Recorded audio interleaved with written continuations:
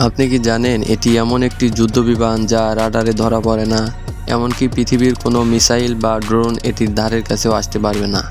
এটির সাইজ একটি ফুটবল মাঠের সমান হলেও রাডারে কেবলমাত্র একটি মাছির সমান দেখায়। এই ভয়ঙ্কর বিমানটির নাম B-2 স্পিরিট, যাকে বলা হয় স্টিল বোম্বার। এটি যখন শত্রুপক্ষকে আঘাত করে তখন শত্রুপক্ষ বুঝে ওঠার আগে ধ্বংস করে চলে আসে শত্রুপক্ষের ঘাঁটি। এই যুদ্ধবিমানটি প্রথমবার আকাশে উড়েছিল 1989 সালে এবং এটি এমনভাবে ডিজাইন করা হয়েছে যে যুদ্ধবিমানটি এত বড় হবার পরেও কোনো রাডারে ধরা পড়ে না। বিমানটির মধ্যে কি এমন লুকিয়ে আছে যার কারণে রাডারে ধরা পড়ে না? আসলে এটি এমনভাবে ডিজাইন করা হয়েছে যে রাডারের তরঙ্গ ইফেক্ট করে না। তরঙ্গ চারদিকে ছড়িয়ে পড়ে কিন্তু রাডারে ফিরে আসে না, যার কারণে রাডার ডিটেকটিভ করতে পারে না।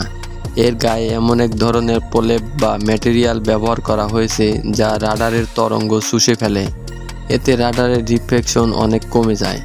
এমনকি এর ইঞ্জিন এমনভাবে লুকিয়ে রাখা হয় যেন ইঞ্জিনের গরম হাওয়া বা শব্দ ফিল্টারিং করে বাষ্প আকারে বের করে দেয়, যার কারণে রাডার শনাক্ত করতে পারে না।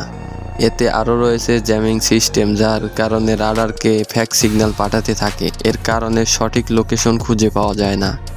B-2 বিমানটি শুধু প্রযুক্তিতেই এত উন্নত এমনটা না, এটি অস্ত্র বহন করার ক্ষমতাও অনেক।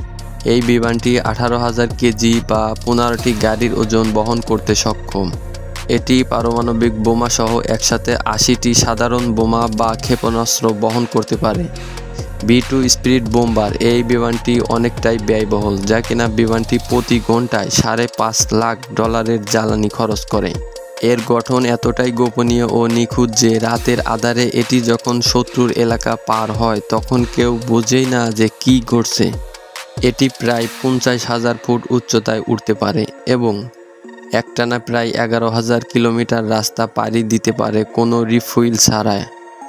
এটি এতটাই নিখুঁতভাবে টার্গেট করে যে এক মুহূর্তে একটি শহর ধ্বংস করে দিতে পারে। প্রতিটি B-2 স্পিরিট তৈরি করতে খরচ হয় প্রায় $2 মিলিয়ন। এখন পর্যন্ত মাত্র 21টি B-2 স্পিরিট তৈরি করা হয়েছে এবং প্রতিটি যুদ্ধবিমান রাখা হয় অন্তত গোপনে ও নিরাপত্তার মধ্যে। এটি শুধু একটি যুদ্ধবিমান নয়, বরং একটি উড়ন্ত ভয়, একটি অদৃশ্য ছায়া যা আধুনিক যুদ্ধের চেহারা সম্পূর্ণ বদলে দিতে পারে। এটি দেখলে বোঝায় প্রযুক্তি কত এগিয়ে আসছে এবং শক্তির মানে কী।